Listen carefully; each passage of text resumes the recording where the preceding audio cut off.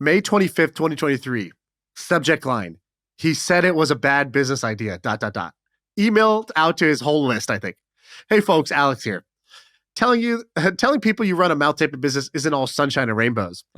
Did anyone think that was sunshine and rainbows? You know what they say. Running a mouth taping business ain't all sunshine. Everyone always asks me, like, how awesome is this business?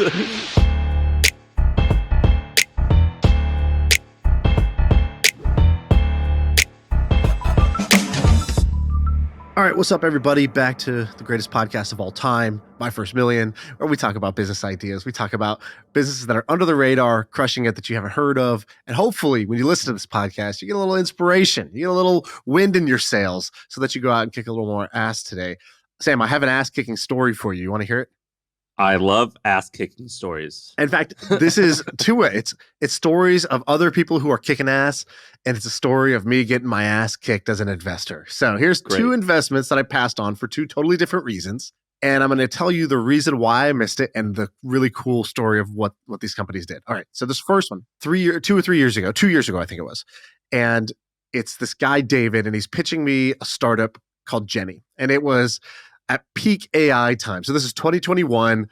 GPT-3 was out. Everybody was excited about AI. And this guy had yet another AI startup idea. And I didn't really know what to make of it. It was small. It was only doing $2,000 a month in revenue. So he's like, hey, we've got great traction. I'm at 2K MRR. And I'm like, that's cute, son. 2K MRR? Oh, the pool guys make a 2K MRR. Come on, we got to do better than that.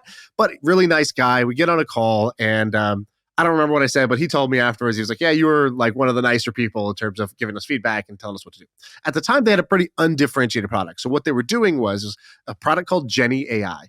And what Jenni was doing was it was a writing tool. So it was just like Jasper, which was like, you just say, hey, I need a blog post. It writes you a blog post. You need SEO content. You need blog content. You need email content.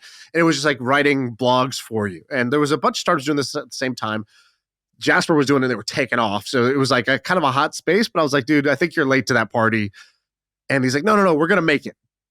And I like the guy. He told me that at age 16, he just started being an entrepreneur at age 16, trying to build companies, like trying to build a t-shirt company, failed. But like, that's a rite of passage, is start your first terrible idea. He had gotten that out of the way.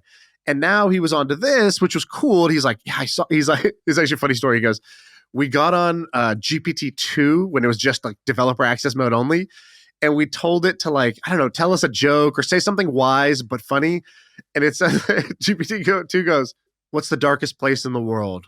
And they go, what? And he goes, a butthole. And they're like, what? Oh my God. This thing is crazy. What is this tech? And so they're like, we got to go all in on this. So they start trying to make ideas for this. And how old are they when they start working on this? So they're about 24, I think, at the time doing this, right? And he's like, I got no money. He's living in his mom's house.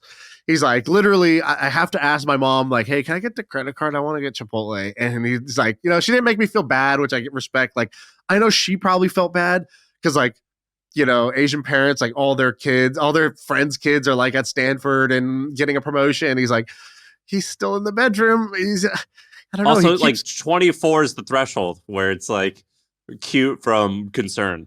Yeah, exactly. Endearing to concern. He was making that transition.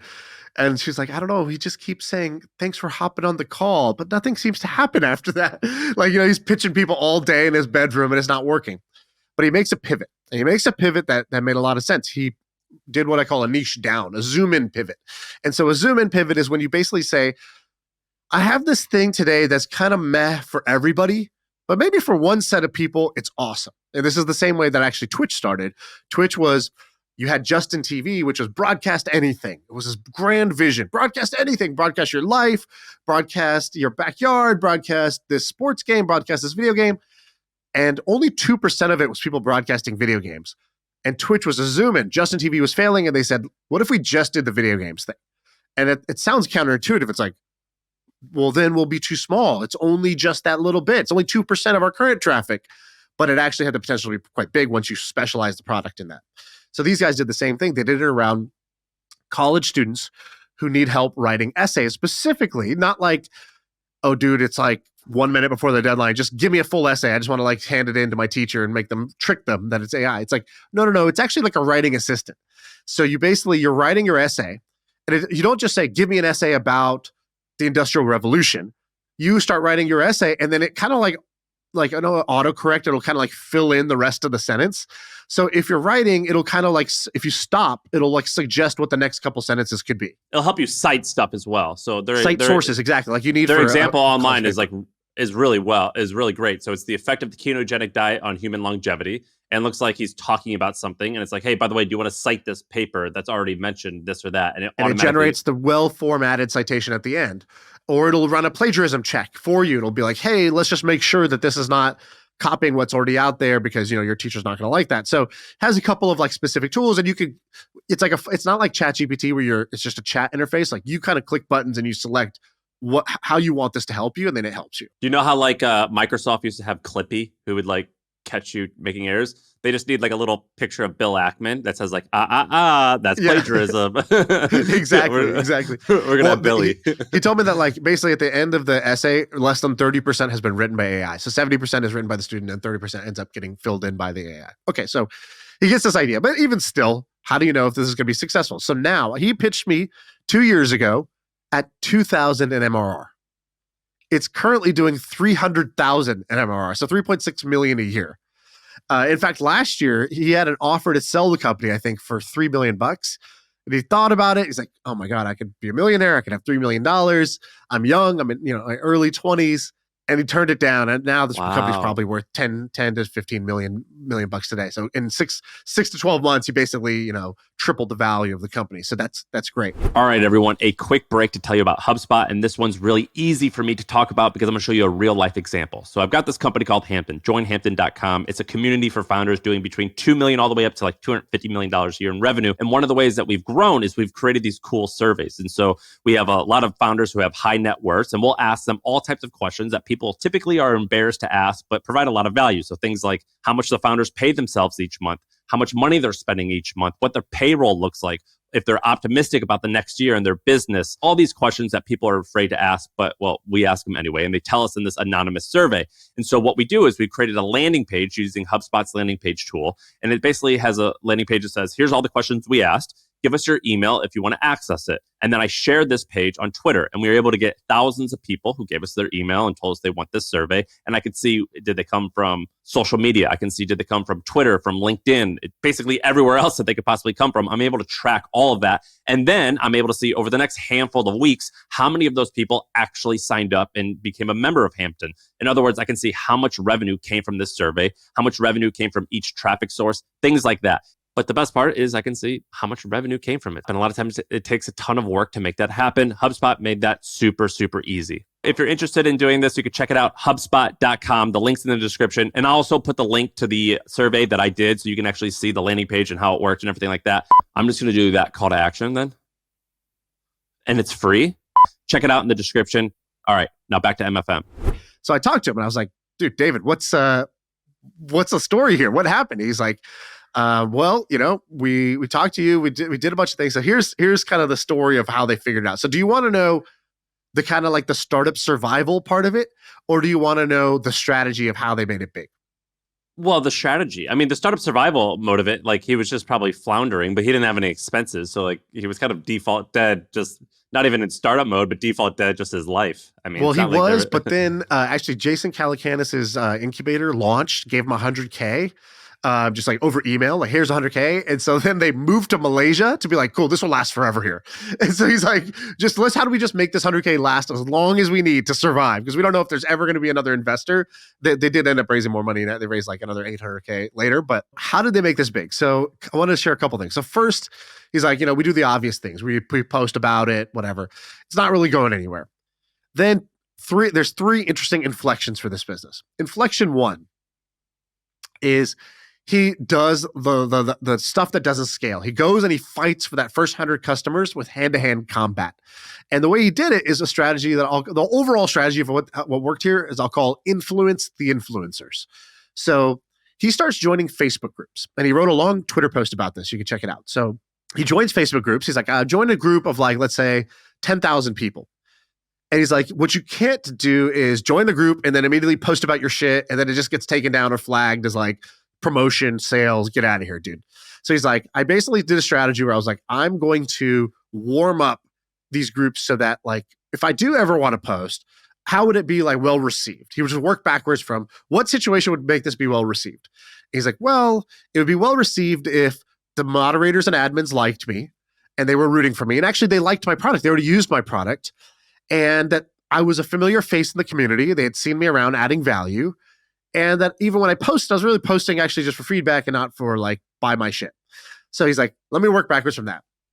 So he joins the group and he starts posting just like very helpful content. And in a Facebook group, the bar is pretty low, right? Because nobody's like professionally trying in a Facebook group. People are just very casual. Most people don't do anything at all.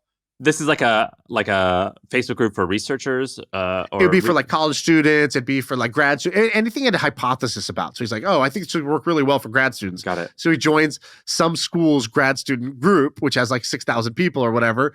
And then he would get in. And what he would do is he'd first start making helpful posts. So he's just very visible and very helpful. People start to see him as like a regular.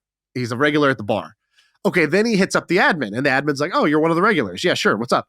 He's like, hey, man, I wanted to get your feedback on something. Would you be down to do like a 15-minute call? I know you talked about this in a previous post. I think I actually have something that can help you with that. And then the guy would be like, all right, sure, I'll do it. So he gets on the call with him. He shows him the product. And then he's like, I'm not going to promote this until I see the eyes light up. He's like, basically, if they don't like it, then I'm dead on arrival. Not if the core power users don't like it, the casual guys aren't going to like it. So he's like, I'm going to keep iterating on my product until those guys are like, yeah, this is actually awesome. And I see that they're using it after the call. Like they keep using it. So he does that. He asked them questions. He was like, I read the mom test, like you guys said. These guys are fans of the pod. So we learned how to do these customer calls. Then I'm doing the calls and I'm finding out their pain points. And then I try to build a product that solves them. And then I'm seeing, do they use it on their own organically afterwards? Once they did, he's like, I got them. He's like, so then I would let them use it for a couple weeks. And then he's like, I would, oh, and by the way, he's also like, I'm going to circle back. So I would do the call. And then he's like, a week later, he's like, hey, I took all your feedback and I made the product better, which that's like a key part of like winning users over is making them feel like they're heard and that you actually acted on what they said. Finally, he'd be like, hey, do you think I could post it in the group? Like, do you think other people would like this? And they're like, yeah, for sure. Actually, I'll post it for you. And they would go post it. So now you get the kind of like cosign from the group admin or moderator that everybody knows, the leader saying, hey, this is awesome. I've been using it. The founders in the group, if you have any questions, check this out.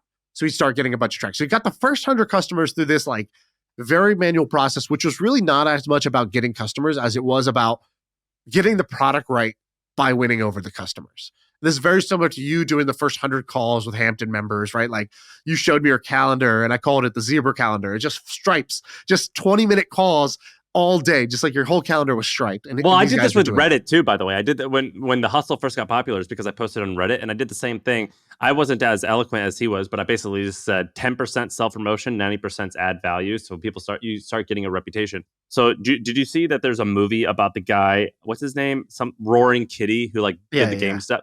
Okay, so Roaring Kitty, the real person, is like a really good-looking guy who was charismatic. Like he kind of looks like he could be an actor, like when you see him talk.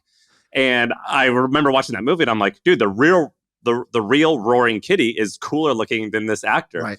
I'm looking at David Park do this video and I'm seeing how he dresses and I'm seeing like some of the home videos that he's taken of himself. I'm like, this guy looks like an actor playing him. Do you know what I mean? This guy's got the it factor. Like I can't even hear him talk, but I can just tell by his body language how he dresses. Like this guy's got charisma. Got like this Gen Z haircut. Yeah, this guy's great. Yeah. This guy looks like the actor playing him. Yeah, he's like one of those people where if they wear like clothes that don't fit, it looks good. But if you wear clothes that don't fit, you look like a fucking idiot. He's one of those people who can actually wear clothes that don't fit. Now, let me tell you. Okay, so then here comes phase 2, get lucky. And get lucky is, we've done that thing before about the 4 levels of luck. The first one is just dumb luck. Lightning strikes you. The second one, which is fortune favors the bold. He's taken a bunch of action and he puts himself in a position to get lucky.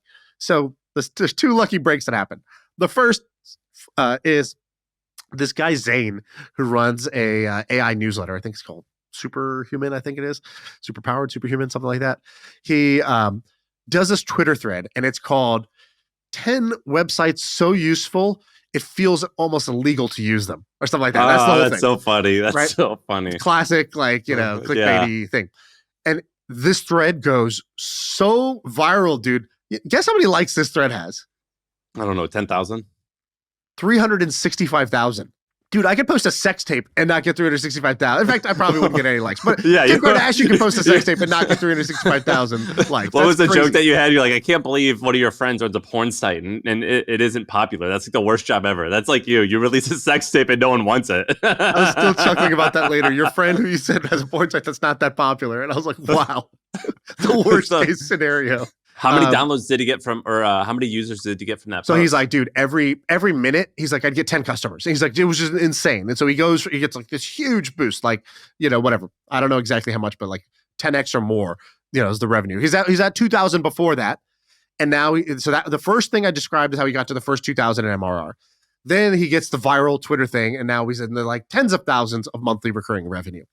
So what happens after that? Jennifer Lopez does a commercial that's about AI with Virgin Air or something like that. And in the commercial, she's like, oh, I'm not Jennifer. This is Jenn AI. And so Jenn AI gets a bunch of searches. He's the number one search for Jenni AI. And so he's like, I got a bunch of free traffic from that. That helped again. He's like, so I'm getting lucky. He's like, but I still don't know what to do to like really blow the top off this thing. And then they start posting TikToks. Now, this is what I want to ask you. Sam, you did a great job early on with The Hustle. I'm going to put you on the spot. This is going to be hard. You at The Hustle did some really cool ads.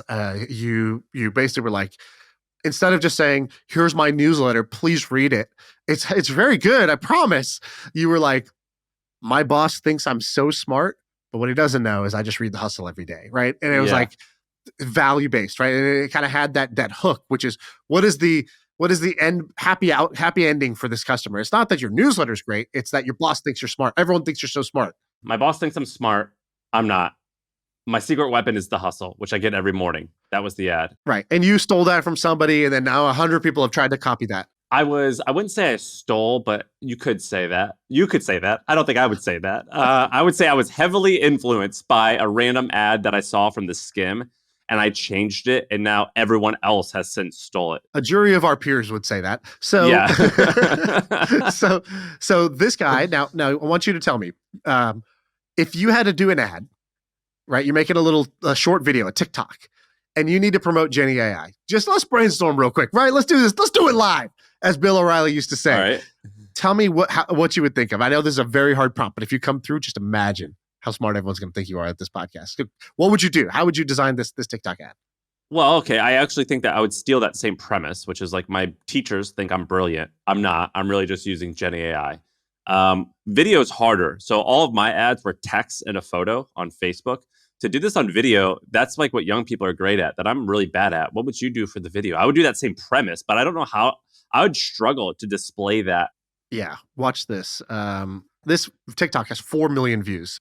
So the ad is basically, it takes instead of saying, my boss thinks I'm so smart or my teacher thinks I'm so smart, a different format, which is what I call the relatable struggle.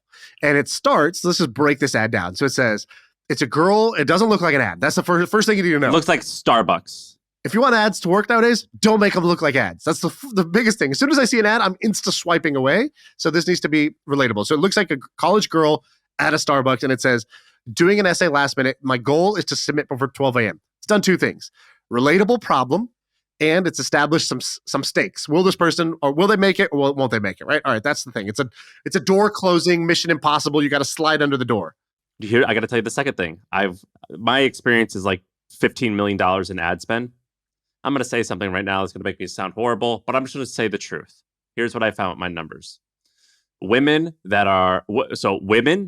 get higher clicks amongst women.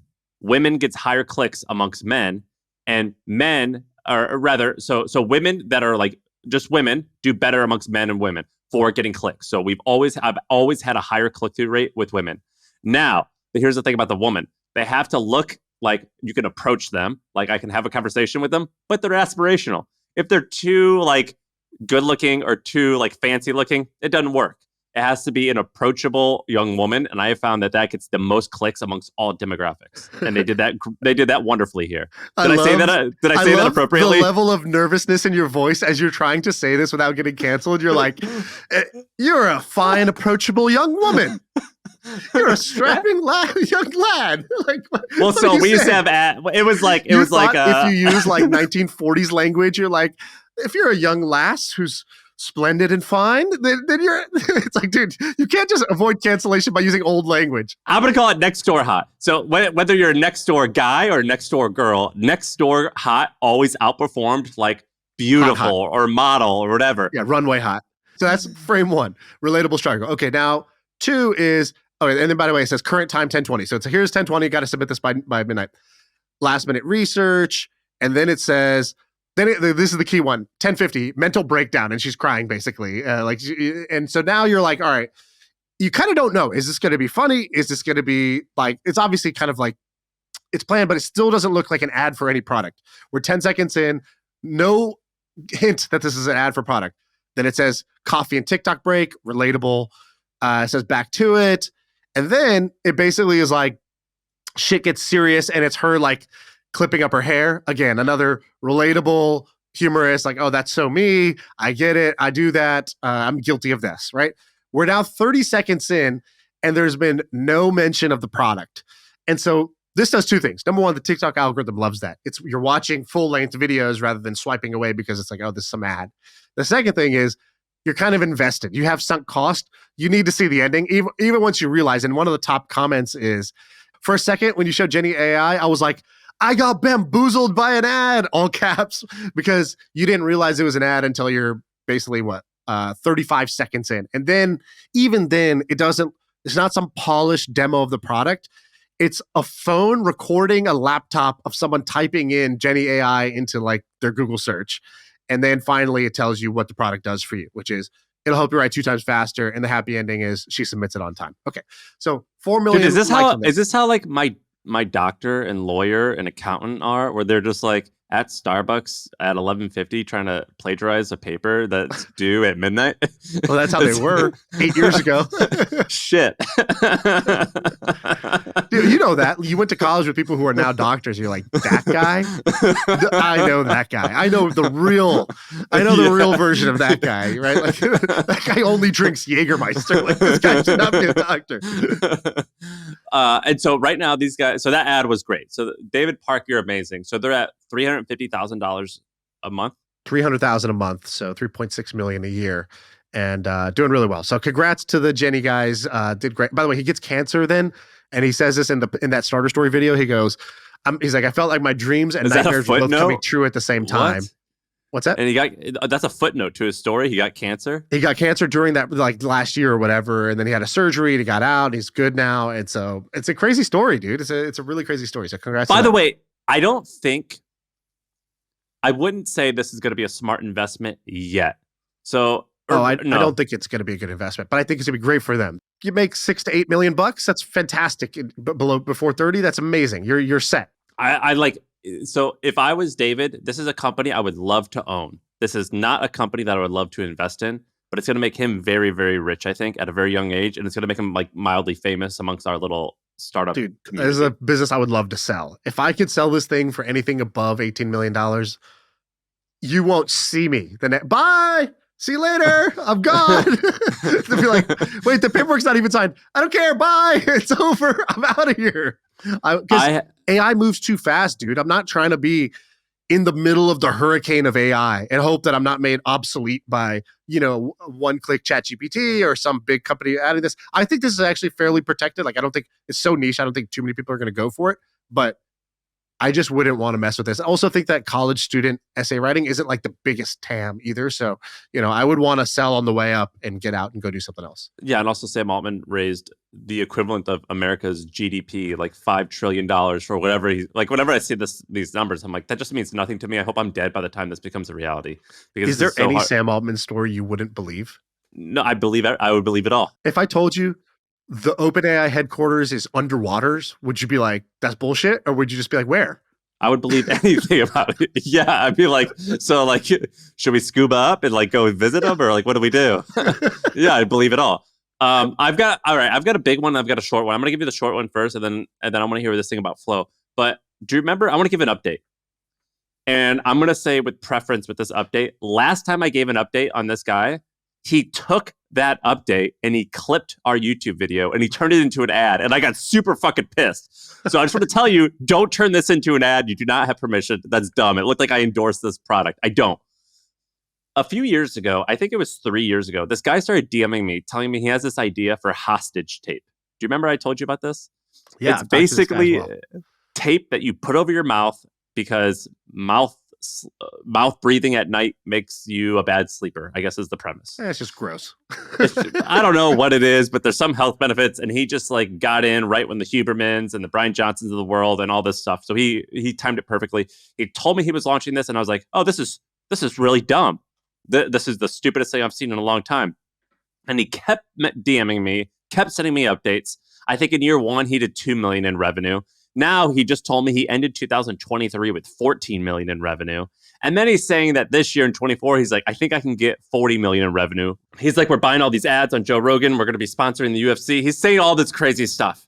And I'm going to file this under the, I cannot believe this worked. I still can't believe it's worked. And he's totally proven me wrong so far. Has this guy been sending you updates? Not update. I've talked to him a couple times about one specific deal he was going to. I just tried to help him out. By the way, May 25th, 2023, subject line. He said it was a bad business idea, ... Emailed out to his whole list, I think. Hey, folks, Alex here. Telling people you run a mouth taping business isn't all sunshine and rainbows. Did anyone think that was sunshine and rainbows? You know what they say. Running a mouth taping business ain't all sunshine. Everyone always asks me, like, how awesome is this business? I didn't know anyone ever said that. I recently got called out on a very popular business podcast called My First Million. Maybe you listen to it. Anyways, I reached out to one of the hosts, Sam, to tell him my idea. He said it was a bad idea, all bold. That was over a year ago. Now, 1,400 reviews, hundreds of success stories later, I couldn't help but message him again. Well, he didn't. And so he says, I don't know what the thing is. Oh, he goes, I thought it'd be really funny if the hostage tape army, if you're a customer of this and you're in the hostage tape army, I mean, none of these words should be going together, by the way. What's that? The hostage, none of these words should be lumped in the same sentence. The hostage tape army. You know what I mean? If that's on your bio, like, you're out. But he said, show up in the comments and say, hey, Sam, hashtag shut your mouth.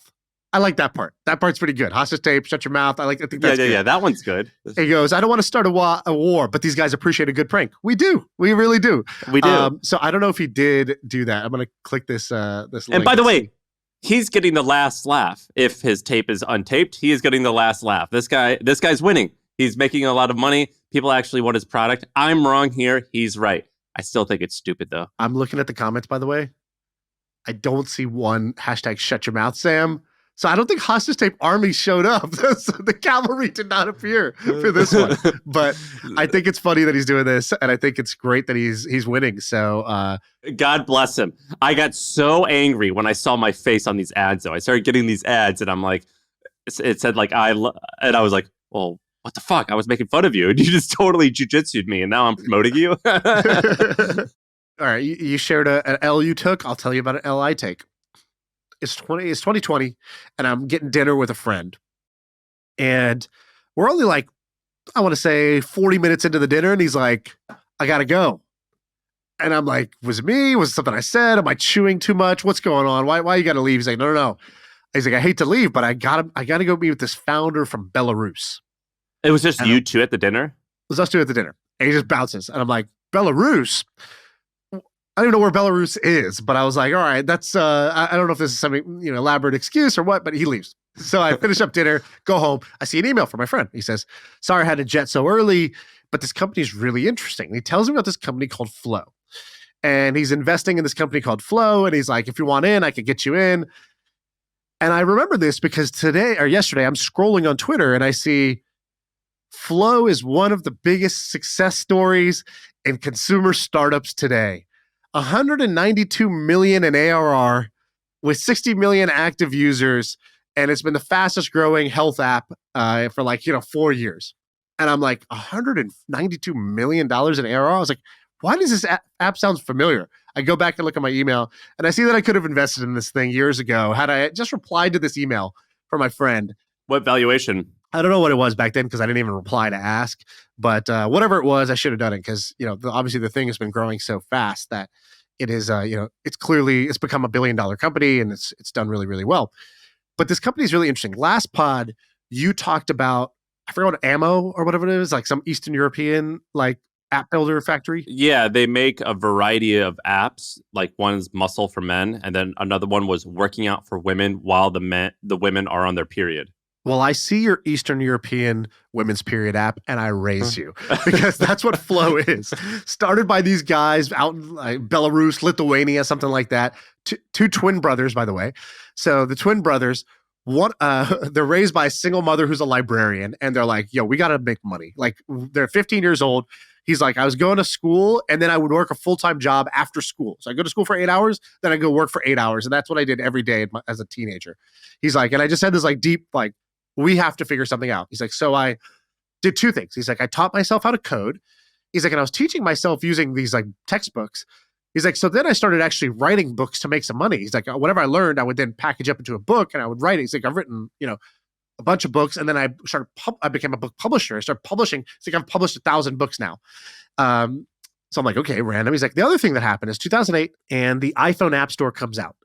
And he's like, I think this is going to be big. I think this is going to be like, the internet was big. There was a bunch of winners. I think there's going to be some here. So he's like, forget the book publishing. Let's start making apps. And so they start a health app, kind of fails.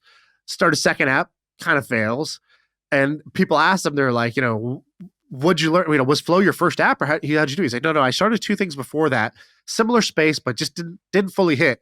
He goes, but I believe that success is the sum of your attempts.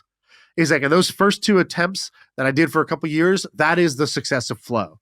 And I just love that quote. Success is the sum of your attempts. I think that's an amazing quote. And so he goes, we start Flow, and they're like, so you're a dude building a women's like period tracking app, the number one period tracking app in the world? Like, how does that happen? How does a dude in Belarus do that? I love this quote. It's not my job to build the product. It's my job to build the company of people that are able to build the product. Exactly. They're like, how do you have the product intuition of building this? And that's exactly what he says. He goes, I was like, this is one thing I learned in those first two products was as a job, as a CEO, as a founder, my job is not to build the product. It's to build the company that will build these products. And that's what they did. And so they actually built two things. They create this holdco, and the holdco owns like 4 apps that are all super successful. So they own Flow, which itself does about 200 million a year in revenue. And that's what's Flow? Women's health. So it's basically, it started off with just simple like period tracking. So it's like a monthly kind of like tracker. But then off that, they go into other things. So they created what they call a women's health super app.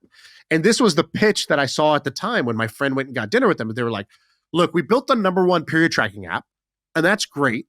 And at the time, they had like 30 million users using this. And they said that in the US, 10% of adult women were using their tracker. So like we built the best tracker, but a tracker is not going to be like the most monetizable thing. But they're like, well, why do people track? Well, often they track because of health reasons. They track because they're trying to get pregnant.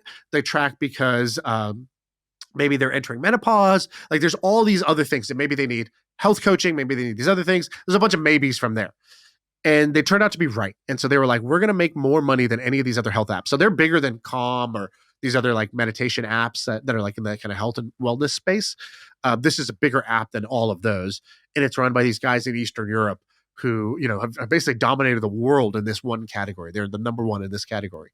And so but they also own a couple of other companies. They own another app called Zing, and they own another app called Prisma, which is like a photo editor. And they own, do you remember when Prisma went viral a little while back and like was cool looking filters? Yeah. The Holdco has raised $100 million Series B. And that's called Palta? Palta, yeah. And are they in America? No, they're in Lithuania. Really? And they have like hundreds of employees. And this is like in the pitch deck was like, yeah, we can hire like 10 super talented European coders for the cost of one mediocre engineer in San Francisco.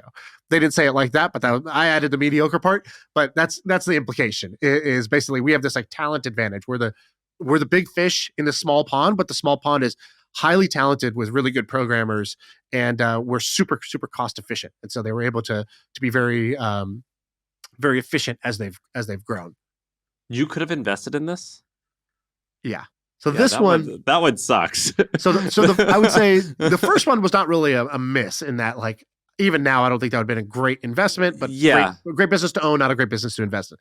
This one would have been a great business to invest in, but it just didn't hit any of my patterns. It's like you have Eastern European company versus a Silicon Valley company.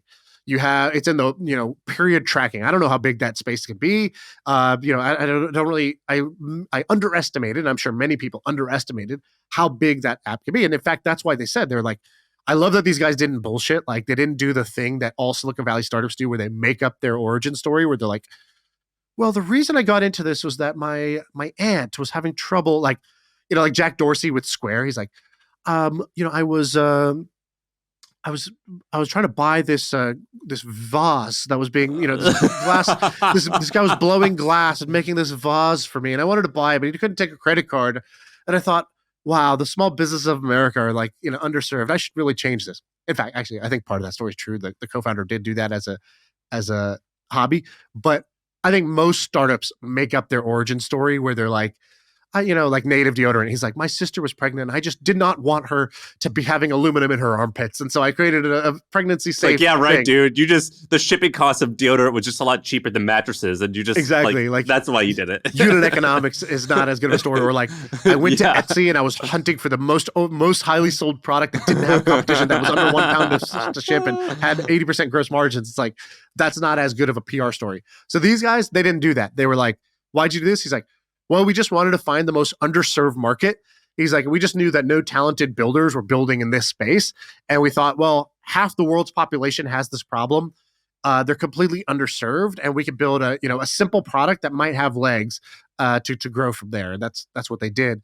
This guy's amazing. We got to get him on the pod. So it's one of the founders, I guess you said two brothers. His name is Yuri Gursky, I guess. He's from Belarus, but I think they kind of live in Poland, it looks, and Cyprus. They're all over the place.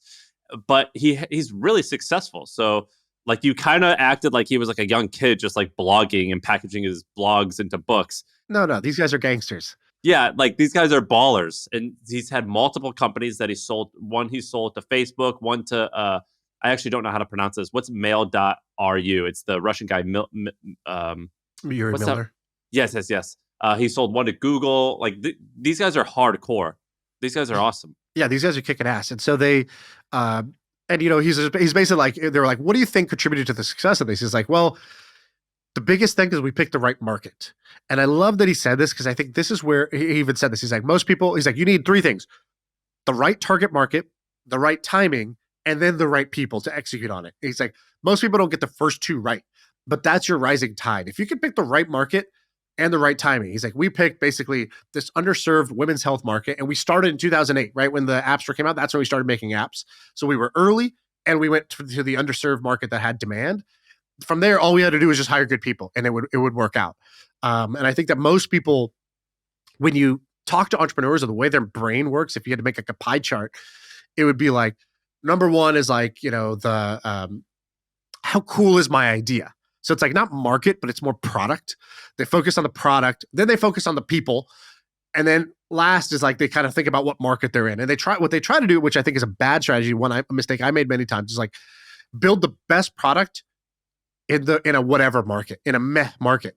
But you'd rather go into an amazing market and build a good enough product. That's like where a lot more success comes. And the best example of that, I believe it was Coinbase. They were like, our website early on sucked. Like it went down all of the time, but we picked a market that people were begging for it and that they were willing to put up with a really crappy product. And speaking of these apps, Michael Acton Smith from Calm, he gave me this great like soundbite one time. We were just talking, and he was like, I don't launch these other things, and I kind of had to push the rock up the hill in order to make it work. But I knew that I picked the right market, being calm and meditation. He was like, it was as if I had just was surfing and I just happened to catch this massive tidal wave. And my job was not to push the rock up the hill. It was just to hang on to this surfboard and hope I don't crash, because it's pushing me and it's doing all of the work. And that's the difference between something really working and something not working. Because he's like, I had all these amazing things. And he's like, I'm a really good entrepreneur, but I kind of brute forced it into reality but it was really, really, really hard. And I learned that when you pick the right market and you catch the right tidal wave, that makes life 1,000 times easier. And the hard part is what people get wrong is, okay, I want to pick the right market. So they just go to the biggest, flashiest market, right? So right now, AI, I got to go into AI, and they go into a super competitive market. That's it is a hot market. There are going to be huge winners there, but the trick, the like, Peter Thiel one time went to a meetup, and they were like, "What's the key to investing?" He drew two circles, like a Venn diagram, and he's like, "Seems like a bad idea," and then the other he wrote, "Is a good idea." He's like, the problem is most people just do things that sound like a good idea. The problem is everybody else is also doing things that sound like good ideas. So it's tons of competition, and you might be too late by the time it seems like a good idea. He's like, so the secret is, can you find something that today seems like a bad idea, but is actually a good idea? Coinbase started back when Bitcoin was like not considered like an obvious, crypto wasn't the wave back then. It wasn't the trendy thing to do. It was actually an underserved market, but it wasn't, and it was turned out to be a great market, but it wasn't considered already a great market where all the smartest people in the world went and were fighting this like war over there. That's what AI is today. It's everybody agrees it's an incredible market, so they're all going to go fight this battle over there. So you really have to, if you're going to have something, you have to niche down and find some section of that that's underserved, or go somewhere that's today not seen as that. Not like forget AI. Find the thing 3 years from now that's AI. This seems like the hostage tape guy giving his TED talk. He's going to be standing there like this, talking about the Venn diagram of bad ideas and good ideas. And then his idea is just going to be in the circle of the bad ideas. Yeah. It's like, no, you got to be in the middle. I'm sorry, hostage tape guy. You're right. I'm wrong. You're the one winning. This is amazing. These guys are amazing. I would love to get this guy on the podcast. Is he speaking? I imagine he's an English speaker, right? Or partially? Dude, he probably speaks better English than us. Yeah. Is there anything this guy can't do? Like, would you, Yeah. if one guy had to save my life and they were like, how about this guy? I'd be like, yeah, sure. I'm sure he could do it. Yeah. Yeah. And if you Google this guy, so his name's Yuri Gursky. Sorry, I'm probably pronouncing it a little bit incorrect. He's got the perfect balance. He's got that next door hot look. You know what I'm saying? It looks like you could chill with him a little bit, but he also looks like he could really mess you up physically. Like he does a good job of having that next Sounds door like you look. want him to mess you up physically a little bit. Yeah. Dude, I get so many messages or comments of people making fun of me, and they either think I'm gay or they're just like, dude, why are you commenting about people's calves all the time? And I'm totally just like giving into this. By the way, do you have something to promote today or what? Now it's time. Right now, we're talking about some of the best execution we've seen, some of the best, most talented people we've seen. And are they sitting in America? No, they're overseas. Actually, everyone has been overseas. Everybody we've talked about has been overseas. And that's because the world has changed. There's talent everywhere. And for you as an entrepreneur, one of the things you should be doing is leveraging that global talent. The way to do that is to go to Shepherd and just tell them what you need. All you do is you go there and you're like, hey, I think we need a developer. I need an engineer, or I need a designer, or I need somebody who could do all of our influencer marketing. Whatever you don't have time for, that's the bottleneck of your business, go to Shepherd, tell them what you need, and they will find you somebody. A couple of weeks, you will have talent in place, usually for 5 times less than you'd hire for in America. This is a not so secret anymore. For my e-commerce company, I think 40% of our staff is international. We get tremendous cost savings, and we get some of the best talent by looking overseas, looking where other people aren't looking. If you're hiring in the same place that everybody else is hiring, you're not going to make it. They're doing developers now? They do developers, yeah, because they do LATAM. So one of the things I've been using is all their like LATAM talent, so Latin America, where you get a lot more of two things. One is a shit ton of MBAs. So like I needed an operations person. I was like, my COO is just like, I feel like every COO is overworked. Like, I don't know if you've ever had this, but like the entrepreneur always just gives the COO everything they don't want to do, which is like 85% of all the work in any business. Like just gets dumped on the COO. It's like, yeah, that's operational. You should figure that out. And so I was like, dude, my COO needs a COO. And so we started hiring operations people from South America because they have basically people who are, MBAs. So they're like trained that way. They've been doing consulting for years, and they make like, let's call it $3K a month. And so compare that to in America, you'd probably be paying 12 to 15K a month for that same talent. So, 4 to 5 times more. And so we found some awesome, both developers and operations people in LATAM. That's what I go for there. And then like, kind of like customer service, design, anything that's like data marketing assistant, that's all Philippines for me. Wow. All right. Well, and what's the URL? Supportshepherd.com. Go to supportshepherd.com, and then when you're there, tell them I sent you. They'll take care of you. Do we want to round out with the three random things you have here? Yeah, I got some random things. I don't know which one we want to do. Did you watch the Super Bowl at all? Yeah, I'm not like a sports guy. But I watched it just because it was a big deal. And you have Jason. How do you say the guy's last name? Kelce. Kelce. Jason Kelce over Travis Kelce. That Yeah. Travis guy seemed pretty likable in his post game like interview. Like he seemed like a big goofy idiot in the best possible way. Yeah, he kind of is. Although it was really bad for him. I don't know if you saw it during the game. He looked like basically shit. got super angry at his coach and almost knocked him over and was yelling at him. The reason it wasn't cool was because his coach is old enough that you're like, oh, that's like you kind of pushed an old guy. You know what I mean? He kind of lost his balance. He almost pushed him down, and it was yeah. That's what I'm saying. Everyone felt bad for their own dad in that moment. That's what I mean. Where I was like, oh, he's a little bit too old, but they hugged it out and it seemed like they were fine afterwards. Yeah, I think they're fine, but definitely all of the Taylor Swift fans were like, red flag, we need an emergency meeting. All the Swifties had an emergency meeting. We're like, I'm worried about Taylor. I don't know what she's going to do. I don't like what I saw out there. But did you see I did see the brother. So he has another brother in the NFL, Jason. His brother dressed up like Zach Galifianakis from Hangover, where he wore from Alan from The Hangover. He looked hilarious. Yeah, I basically want to do a TED Talk, actually. I want to prepare slides and be like, here's why you should be Jason Kelce and not Travis Kelce. Because on paper, you want to be Travis Kelce. He's the receiver. Jason Kelce's a center, the most unglamorous position that there is. So it's you have Travis Kelce, he's a tight end. He's always catching passes. He's good, better looking. He's more handsome. He's more stylish. He can dance. The other guy's kind of awkward. Travis Kelce's dating Taylor Swift. Oh, that's amazing, right? But Jason Kelce's wife is a badass. She's this great looking former athlete, super fun. She joins his podcast all the time, and she's got a great personality and just seems super down to earth. She shows up to the box because they know you're going to show Taylor Swift 100 times during the game, right? And it's Taylor Swift, and she's there with that actress. What's her name? Blake Lively. Yeah. Blake Lively. Yeah. And it's and they know every time something happens, they're doing YouTube thumbnail face. They're so exaggerated with their emotions because they know we're performing here. Whereas Jason Kelce's wife is there in the background. She's wearing her college hoodie, her alma mater hoodie, no makeup. And she's just super comfortable and she's having a great time. She's eating food and drinking. She's just chilling out, not trying to get attention all the time. So it's and then, Jason shows up. You thought about this a lot, huh? I did, because last week they played, or 2 weeks ago, they played in Buffalo. And the game, I don't know if you saw it, it was crazy snow day. And Jason Kelce was watching the game. He was watching his brother play. And he went and he was dude, I don't want to sit in this luxury suite. He's I want to be out there this is awesome. This is what you grow up loving about football. It's a snow game. This is crazy playoff football. So he takes his shirt off. He jumps into the crowd. He jumps out of the luxury box into the crowd with the Buffalo fans and starts chugging beers and just having a great time with them. He's that's the experience I want. And his wife was don't do this, babe. Taylor Swift's here. They're going to people are going to see you doing this. And he's I don't care what people see. I want to this is what I grew up admiring. I want to have a great time. So you can tell this guy's having a great time. He's not in it for the show. He's got the real relationship goals you should have, not the Taylor Swift high school, the cheerleaders dating the quarterback type of shit. And then he shows up to the Super Bowl dressed like Alan from The Hangover. I love Jason Kelce.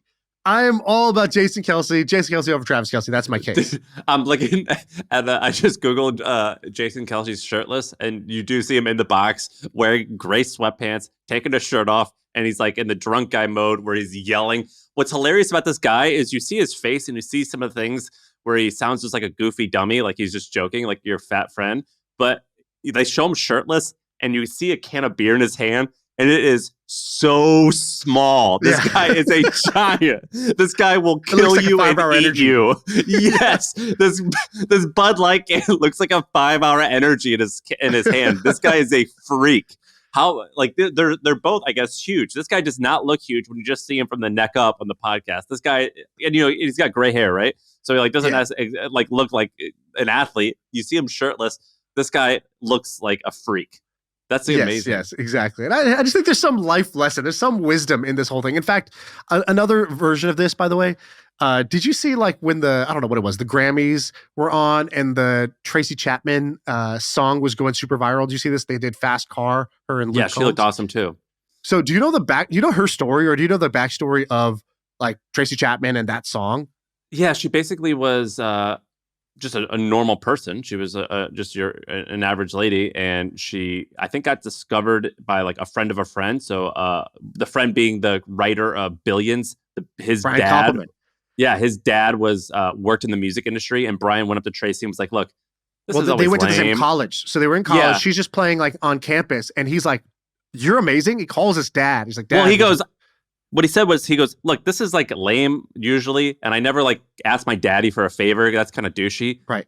But you've got it. Would you care if I make an introduction to my father? I actually think he might help you. And I'm not just like blowing smoke up your ass. Like this actually could do something." And I think it became something.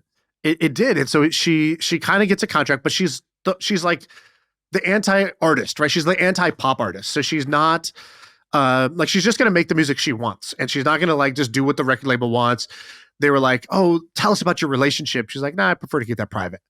Yeah, yeah, And like, yeah. "But just tell us." She's like on Access Hollywood. They're like, "But this song has to be about someone." She's like, "Well, it is about someone, but like, I'd prefer not to share it. And I don't want them to feel bad about it or anything like that. So I'm not going to share." And they're like, "Well, it's hard to promote this album if you're not going to say anything."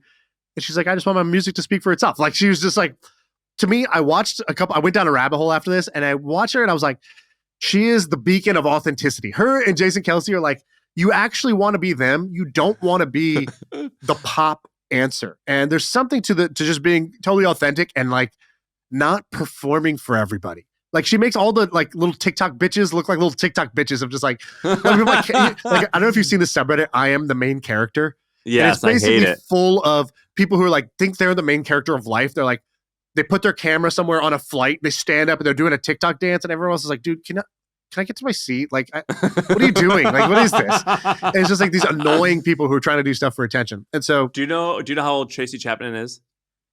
she's like in her 50s, probably. I don't know. What is She's she? 60. She's 60. She looks awesome. And she's like, she just goes gray. She's got no makeup on or whatever. She's like, they were like, how do you promote your music? She's like, "I don't know. I don't have social media." They're like, "You don't have social media?" She's like, "No, I mean, I just hang out with my friends. Why would I need that?" And they're like, "But because and you sound like an idiot trying to explain why you need social media." She's like, "I don't know. I just make my music and I like go outside and I hang out with my friends. Like, where would I need that?" And then they're like, "Okay, but like, what do you do on your phone?" And she's like, "I don't have a smartphone either." Well, Like, haven't dude. you heard the story of like the Mexican fisherman and the banker? It's like that, where it's Yeah. a rich banker's on vacation and he's in Mexico and he's loving it, and he meets this fisherman who brings him fresh fish every day. And the fisherman basically brings the fish in the morning to the banker, and then he spends the rest of the day chilling. The banker goes to the fisherman. He goes, "Hey, why don't you just go and like, your fish is the best. Go hire more fishermen, and like, I'll help you. Let's build this into a thing, and we're gonna make so much money." And the Mexican guy's like, "All right, but then what?" He goes, "Well, then we're gonna like grow revenue to like 15 million, and then we're gonna sell it." And the guy's like, "Then what?" And he goes, "Well, then you're gonna be rich, and you can do anything you want." And the Mexican guy's like, "What would I do?" The banker goes, "Well, then you can just fish all day and just hang out." And the Mexican guy's like, "I do that now." And that's like the whole parable of like, I actually don't know what it's trying to say other than like, your great life a lot simpler. You were so and all strong this until the end. and all this nonsense, whatever. Actually, I'm not sure what it's all about. Why doesn't he buy another boat? Yeah. He's missing out. Be the banker. Let's go on vacation. Just be a fisherman your whole life? No. Yeah, I think you missed the ending of that one. I think it's about knowing what you want and also knowing how to have it and have enough. That there is such a thing as enough. Tracy Chapman has enough. Jason Kelce has enough. By the way, a couple other cool things about her story that I really like. One, be prepared to take the chance when luck presents itself. So do you know how she got her big break? Like, what kind of catapulted her to become a star? Because obviously she's not doing the normal stuff you do to promote yourself as a pop star. She doesn't look like a pop star, doesn't talk like a pop star, doesn't have social media, doesn't have a smartphone. So how did she initially get her break? Have you heard the story? No. So there was like a giant televised music thing that was for Nelson Mandela's 70th Oh, birthday. yeah. And she's on the prelims, the undercard of the undercard, before the TV stuff even turns on. So she goes and she plays 2 songs or 3 songs early in the day. And then later in the day was supposed to be the headline acts. And Stevie Wonder was supposed to go on and perform. But Stevie Wonder got lost. No, I'm just playing. Stevie Wonder, they messed up his backing tracks. And so he's like, I can't go on. Like, my backing, this is not going to work. Like, I need the audio to work. And so they were like, shit, the audio's messed up. We need somebody to go fill, like, 6 minutes of time here before the next act and give us some time to fix this. Who can go on and who can play with no backing tracks and just go on acoustic and kill it? And they were like, Tracy, will you go on there and play a song? And she's like, okay. And they're like, but it's just you and your guitar, nothing else. She's like, okay. And so she goes out there and she plays Fast Car. And you can see this video on YouTube. Her voice is like quaking at the beginning. And she has no like auto-tune, no vocals, no backtracks. So it's like, you can hear every imperfection in it. But then she gets, she kind of comes into her own. She sings the song and people love it. People go nuts for it. And that's how she kind of got her break into stardom, was by being prepared and being willing to go out there and take a risk and having obviously the talent to back it up. Her first album sells 10 million copies, which is insane. And then they're like, amazing, huge hit. Fast Car still is considered like one of the like top 100 songs ever written or whatever. They're like, what are you gonna do for your second album? Hey, the record executives come to her with like some ideas. They have like a pitch meeting. They're like, presentation. They like pull the curtain off the easel. And they're like, Tracy Chapman singing these pop songs. And she's like, nah, I don't think I want to do that. And they're like, but Tracy, you did 10 million your first time. You could do 20 this time, right? Like the banker to the fisherman. Yeah.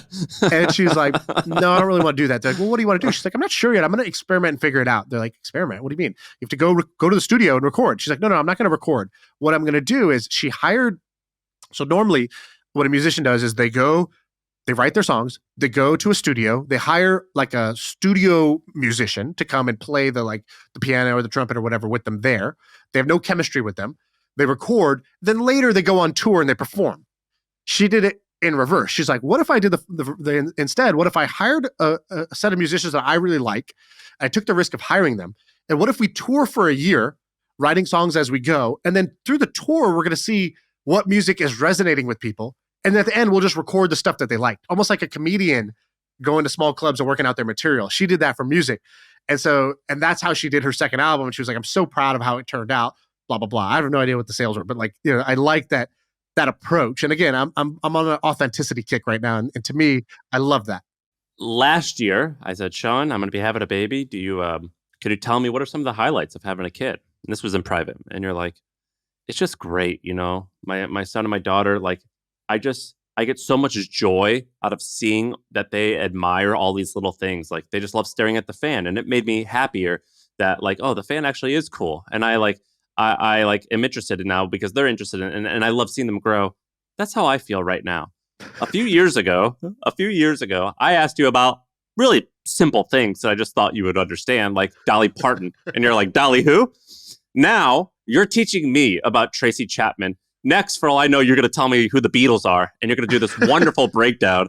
And I just think that you have grown so much that you are now like Tracy Chapman. Like, I didn't know everything about her, but I could tell you a lot of her songs. And now you've just discovered her. And I love that you are bringing a new perspective of this. And you're actually teaching me about an artist that I love. Next, we're going to talk about, Paul McCartney, Eric Clapton. Let's talk about all this stuff. Tell me who Mick Jagger is. Sam, I used to stop believing, but now I realize I don't stop believing. This great song. Like, I am getting so much joy, and I'm learning now that you are new, because you probably didn't know much about her before this, did you? No, I mean, I just heard the song. In fact, I didn't even understand what the song You never meant. heard that song? No, I love the song, but okay. I don't know. So there's two types of people. I think there's people who listen to songs for the words, and there's people who listen to songs for the meaning. Which one are you? Like, I can hear a song 1,000 times and not tell you. I have no clue what the song is about. I've never even thought about the lyrics. I might know some of the words, but like, I couldn't tell you what the song is about, even though I've heard it 1,000 times. I care about the meaning, like particularly like rock and roll by like a lot of black people in the 70s and 80s. It's like civil rights stuff. I enjoy like learning the story about it. Yeah, I don't actually know what Fast Car is about though. You should go listen to it. Go listen and like actually listen to the lyrics. It's an amazing story that she's telling in that thing. So I kind of got into it for that reason. I also liked one other thing. I watched an interview with her, and I think both of us appreciate poise as a trait. I think poise is something nobody ever talks about, but we all notice it when we see it. Yeah. And those are things that I like to pick up on. What are things that nobody says they are into or practice? Nobody ever says I'm practicing poise. But when we see it, we all think it's badass and we appreciate it. Well, Tom Brady, he's so poised. Or that leader, he just has this way he carries himself well. It's poise under pressure, right? Poise. And so she did this Charlie Rose interview. And Charlie Rose, again, she's kind of the worst interview ever because she doesn't say anything like Well, she doesn't play the game. Yeah, she doesn't play like the game. And so he's like, tell me, when you were a young kid, like when did you first start playing music? She's like, oh, I got a guitar and I started playing music when I was like 5. He's like, by 8, I was writing songs. And he's like, and that's when you knew you wanted to be a musician. She goes, I think that's when I knew she didn't say I think. She goes, that's when I knew I was a musician. Oh, yeah. And Charlie was like, just realized he kind of just, she wasn't trying to say it to own him, but what a statement too. And I think there's, what a poised way of saying something that she's just saying it as it is. That's how it was. I realized I was a musician, and that's me. That's a part of me. That's how I am. Like that. It wasn't, I'm going to try to do anything. Trying is like the least poised thing you could do. I am a musician. I think she's a badass. I really respect her. And I think she lives in Ohio, which is, sort of like Dave Chappelle, these guys that are like, they could have it all. They could be in the middle and the thick of it all, but they're in fucking Ohio. Just Chappelle's another one on the authenticity Mount Rushmore, right? Like walked away from $50 million because, they were trying to control the show. And he's like, then they called me crazy and said I was doing crack in Africa.